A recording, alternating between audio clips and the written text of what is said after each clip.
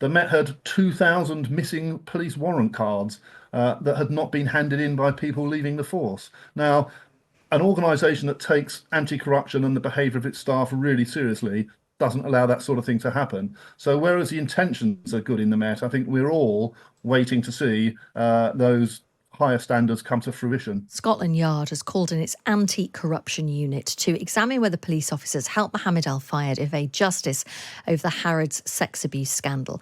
Detectives are believed to have recently questioned a former high-ranking security official at Harrods about Al-Fayed's alleged past links to senior Met officers. The Sunday Times news reporter Hugo Daniel has the story. We learned this week that the Met Police are trying to establish whether Mohammed Al-Fayed corrupted police officers, and there's a thing called the Directorate of Professional Standards, which is a division of the Met Police that investigate whether police officers have been involved in criminal activity. So they will look at whether any serving or former Met officers were involved in misconduct that could have allowed Fayed to silence victims, because now we know that Fayed was allegedly a serial sexual predator. Well, that is the Sunday Times news reporter Hugo Daniel. Let's speak to Matt Parr, formerly His Majesty's Inspector of Constabulary. Good morning to you.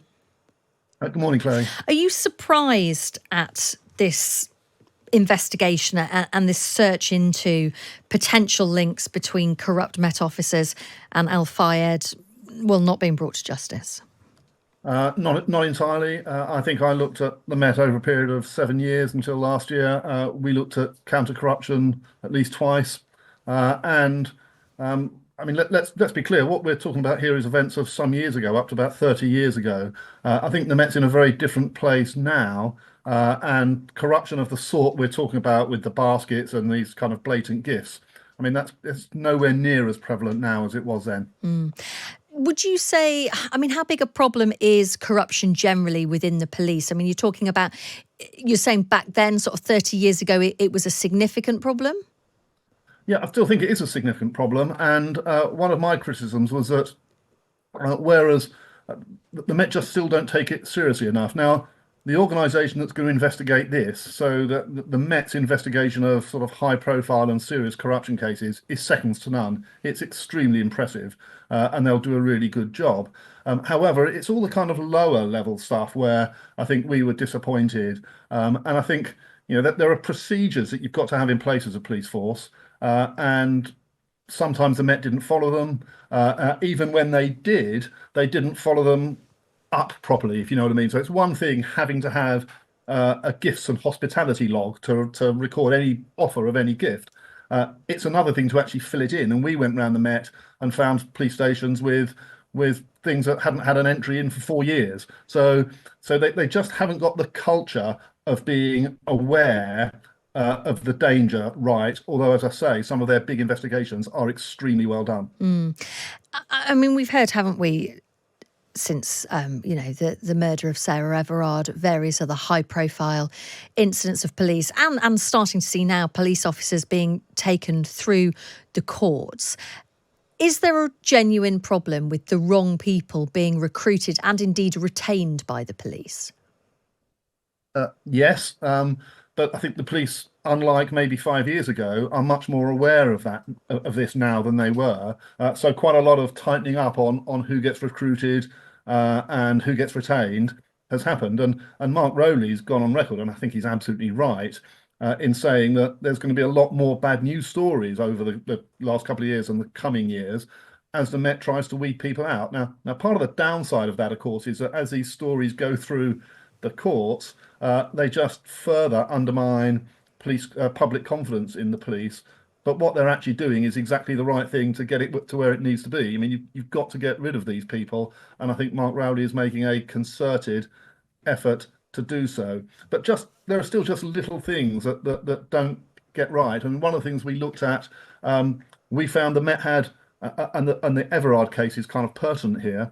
The Met had 2,000 missing police warrant cards that had not been handed in by people leaving the force. Now, an organisation that takes anti-corruption and the behaviour of its staff really seriously doesn't allow that sort of thing to happen. So whereas the intentions are good in the Met, I think we're all waiting to see those higher standards come to fruition.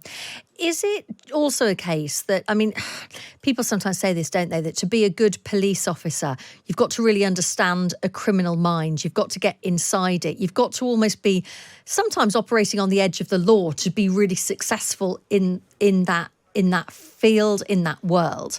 And I just wonder if you think that is a fair assessment, and if that is true, if that means that maybe sometimes police officers are easier to corrupt. It's something that's been said many times over. Yeah. I mean, I don't buy it personally. Right. I think you should be able to understand the way criminals work without being able to act in a criminal manner yourself. I don't. I think we should expect the highest standards of police officers, and that's one of the that's one of the things where they've been struggling over the years. I mean, police should hold themselves to a higher standard than the general public. But then again, of course, we have to remind ourselves that the police are recruited from the general public, and so police officers are human. They're subject to the same temptations, greed, elements of dishonesty as you and I and everybody else are. But the system that supports them and the system that monitors their behaviour needs to give itself the best chance of spotting this sort of behaviour before it does any more damage. What do you think are going to be the challenges? I mean, you've already highlighted that this investigation is going to be looking at individuals, some of whom have died. It's from 30 years ago, about whether they were corrupt officers who were essentially protecting Mohammed Al-Fayed from being investigated. Some cases, I mean, even Sunday Times reporting that pressure was put on victims to not report it, or no action was taken. What are going to be the challenges of investigating that so far in the future? I think the Met have gone back and done historical investigations of that sort of time before, so I don't see a problem there. I think two things to point out about this particular incident. One, as I've already said, the kind of, I won't say the institutional acceptance of corruption, because I don't think there was, but at the senior level, there is now a much greater recognition of how damaging it is and how important it is for forces to stamp it out. The second thing, of course, is that there's now a much greater awareness of the scale and damage done by sexual assault on women than there was, I think, 30 years ago, when I'm sure the culture of the police at the time was probably not to take these crimes quite as seriously as they do now. So on both those cases, things have improved, and I think when it comes back to raking over the coals and seeing what actually happened, I'd have every confidence that the Professional Standards Unit will be able to do that. Matt Parr, thank you for joining us this morning. He is formerly His Majesty's Inspector of Constabulary there, talking to us about that announcement that there's going to be an investigation into whether police officers actually helped Mohammed Al-Fayed evade justice, when we're looking at all of those allegations of sexual assault against him.